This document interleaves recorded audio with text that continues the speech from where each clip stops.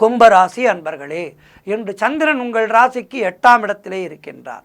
உங்களுடைய ராசி அதிபதி சனி ராசியிலேயே இருக்கின்றார். இன்று நாள் முழுவதும் உங்களுக்கு சந்திராட்டமும் மௌனத்தை கடைபிடிக்க வேண்டும். கோபத்தை முற்றிலுமாக குறைத்து கொள்ள வேண்டும். புதிய முயற்சிகளை தள்ளி போடுவது நல்லது. கணவன் மனைவிக்குள் வாக்குவாதங்களை எல்லாம் தவிர்க்க வேண்டிய நாள்.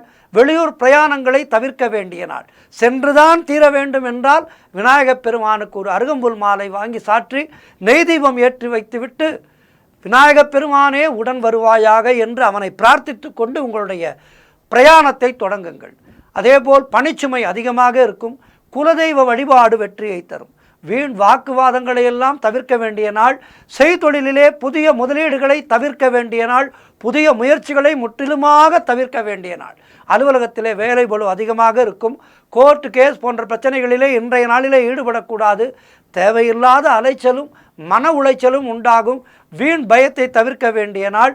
எதிலும் பொறுமையை கடைபிடித்து எச்சரிக்கையாக இருக்க வேண்டிய நாள் இன்றைய நாள்.